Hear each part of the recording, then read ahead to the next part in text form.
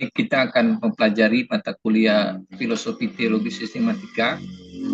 Adapun mata kuliah ini adalah mata kuliah Teologi Sistematika yang kita lihat dalam perspektif dan konstruksi secara filosofi. Untuk tujuan mata kuliah ini, yang pertama kita akan mengenal dasar-dasar filsafat. Yang kedua, mengerti manfaat praktis dari filsafat. Yang ketiga, mengenal dasar-dasar teologi sistematika. Yang keempat, mampu mengintegrasikan dengan tepat dan benar dasar-dasar filosofis di dalam membangun teologi sistematika yang alkitabiah. Jadi 4 poin ini merupakan tujuan tujuan esensi dari pembelajaran mata kuliah teologi sistematika. Ya, jadi mata kuliah ini merupakan mata kuliah teologi sistematika yang kita lihat berdasarkan perspektif dan kita akan konstruksi secara filosofi. Sebab itu terkait dengan beberapa poin tujuan mata kuliah ini, yaitu kita akan mempelajari filsafat karena eh, di sanalah nanti kita akan coba membangun teologi sistematika dari sudut pandang dan berdasarkan konstruksi secara filosofi. Nah, terkait tadi ada penjelasan mengenai kata filsafat. eh, banyak banyak orang yang beranggapan bahwa filsafat itu adalah mitos. Filsafat itu omong kosong. Filsafat itu adalah hal yang belaka. Sehingga banyak orang yang anti filsafat, terutama di kalangan-kalangan Kristen, bahkan di kalangan-kalangan eh, ya rohaniwan atau pemimpin-pemimpin gereja. Jadi pertanyaan, mengapa orang anti filsafat? Memang ada beberapa hal yang mendasari eh, ke antipati terhadap filsafat. Salah satunya adalah Kolose pasal 1 ayat 8 yang dipahami oleh sebagian orang sebagai dasar atau sebagai referensi ketidaksukaan, keantian terhadap filsafat. Karena kalau kita baca dalam Kolose pasal 1 ayat 8, di sana berkata, hati-hatilah supaya jangan ada yang menawan kamu dengan filsafatnya yang kosong dan palsu, menurut ajaran-ajaran temurun dan roh-roh dunia, tetapi tidak menurut Kristus. Jadi mengacu pada rasa eh, hati-hati, jangan ada yang menawan kamu dengan filsafat yang kosong, karena di situ ada rasa filsafat yang kosong dan palsu. Maka eh, rasa tersebut dianggap sebagai sebuah petunjuk yang menganggap atau menyimpulkan bahwa filsafat itu adalah kosong dan palsu. Tetapi kalau kita memperhatikan dengan baik, frasa tersebut sebenarnya tidak menyimpulkan bahwa filsafat itu kosong dan palsu.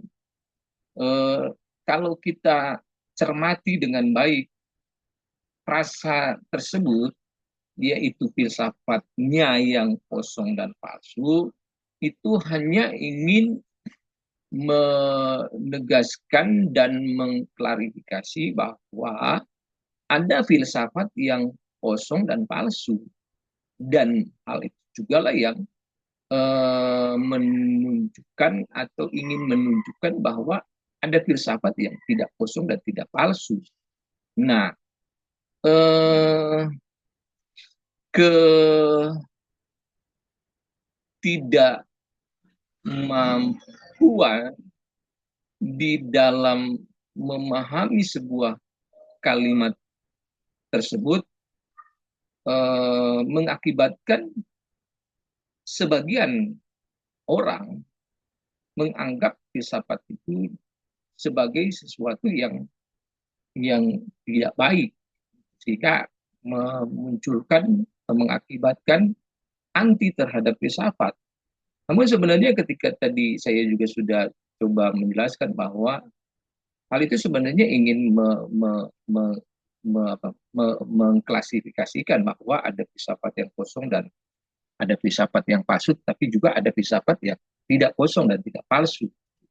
Nah, hal itulah sekali lagi yang mengakibatkan ketidaksukaan atau keantipatian uh, seseorang terhadap filsafat. Dan juga ketika kita melihat sejarahnya, uh, dalam sejarah kekristenan atau dalam sejarah gereja, sudah ada yang uh, me, me, mengecam, mencap bahwa filsafat itu merupakan produk kafir.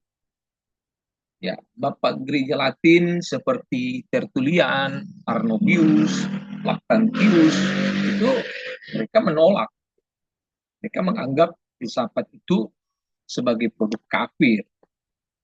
Tertullian menyatakan filsafat sebagai alat setan.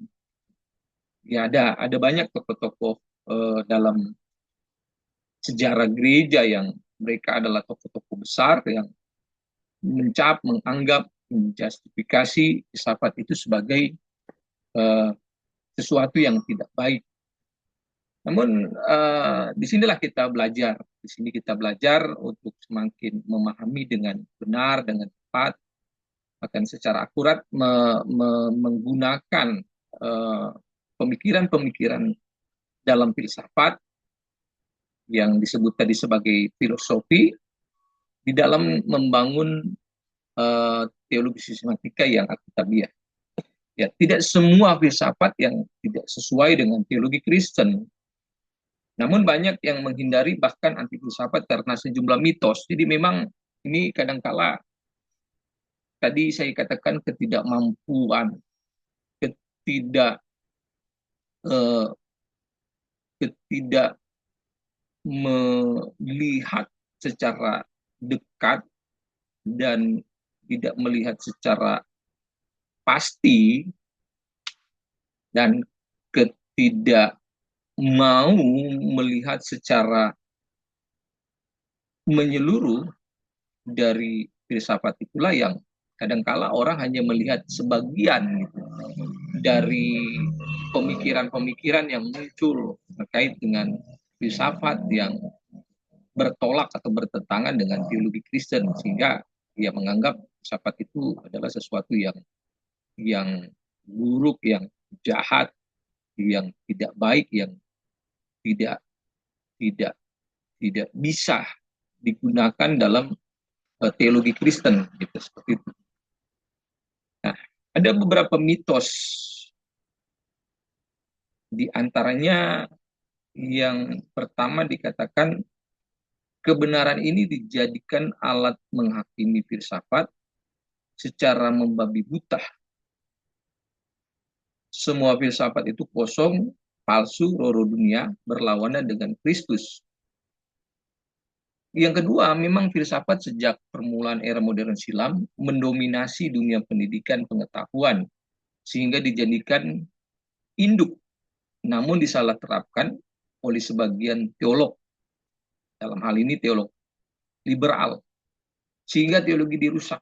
Ya, karena memang dalam sejarahnya filsafat ini pernah mengalami eh, menguasai dunia, namun pada era modern filsafat itu semakin berkembang, semakin meluas dan semakin bebas gitu.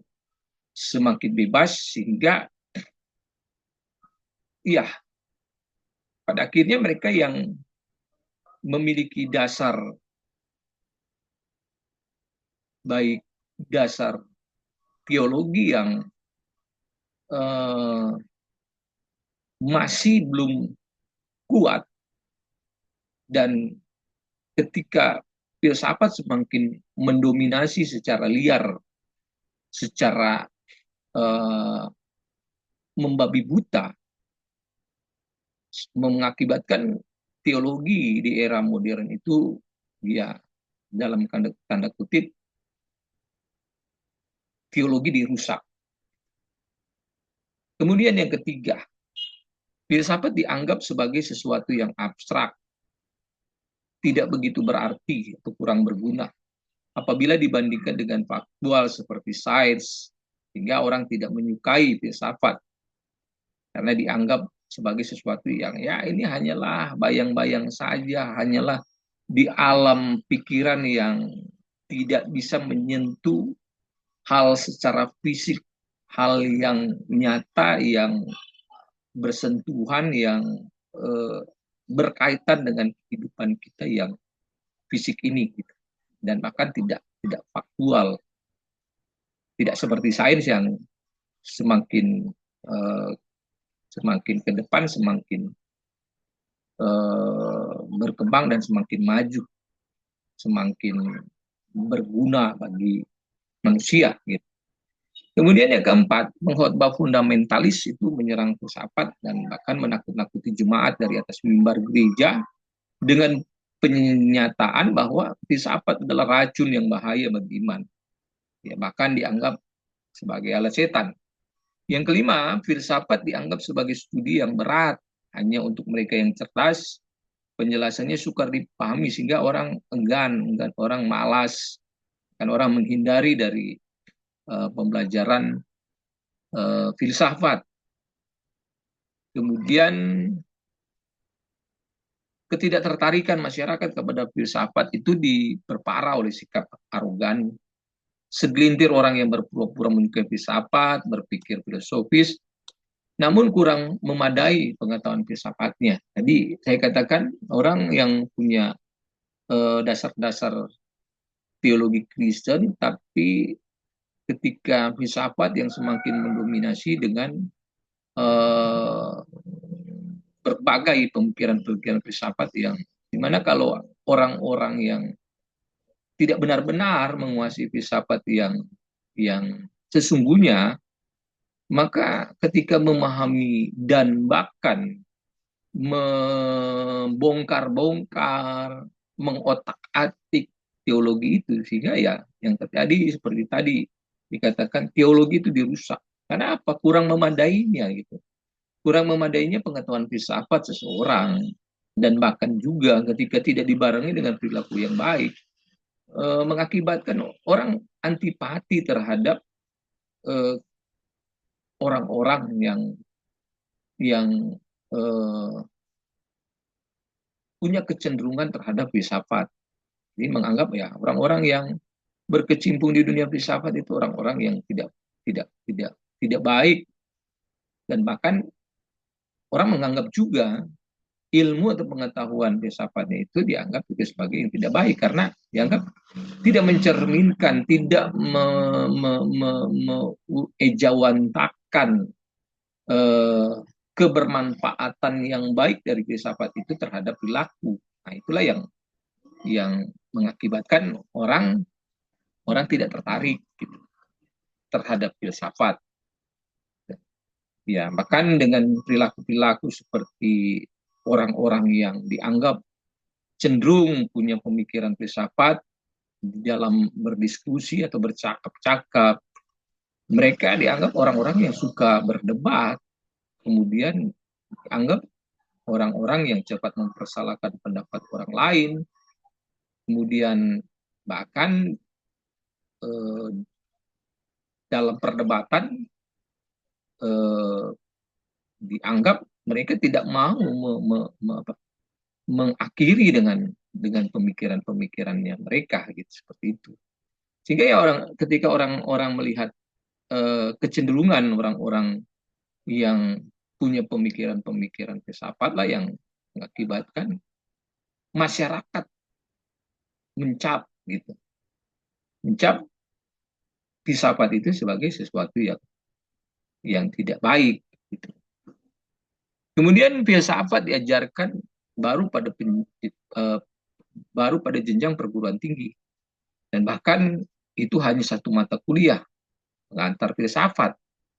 Kecuali di program studi filsafat, mereka memang ya umumnya hampir semua mata kuliah itu berciri khaskan eh, pembelajaran filsafat. Sehingga ya orang banyak tidak mengenal filsafat itu seperti apa. Filsafat yang sesungguhnya, hakikat dari filsafat yang sebenarnya itu menjadi sesuatu yang membangun seluruh eh, pemikiran manusia yang seharusnya semakin kokoh, bukan menghancurkan gitu. Kemudian yang kedelapan, mereka tidak mengetahui arti dan berartinya tugas filsafat, bahwa filsafat itu menganalisis, mengkonstruksi, kemudian mengklarifikasi. Ya, karena mereka tidak membedakan antara filsafat murni, ada filsafat aliran yang banyak variasinya, yang memang ada sebagian yang aliran filsafat yang ya sangat bertentangan, bertolak, bahkan menyerang teologi Kristen gitu, seperti itu. Ya, oke, baik.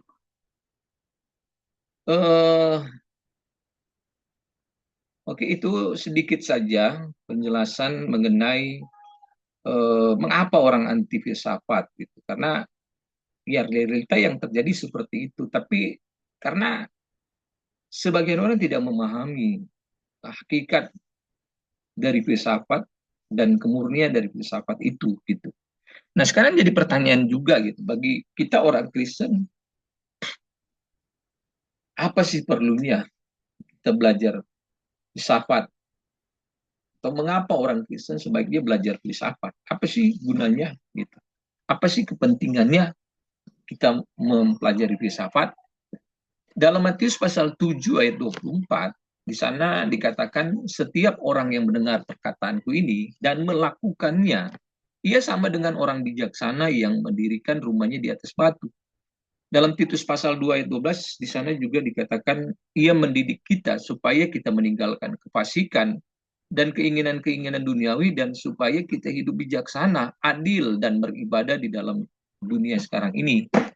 Nah, sebenarnya ketika kita sudah mempelajari dengan baik dan secara mendalam filsafat Kristen, filsafat Kristen itu ya mengacu juga pada dua ayat itu. Sebenarnya kalau kita bisa menyimpulkan bahwa filsafat Kristen itu adalah kesatuan dengan keadilan dan ibadah.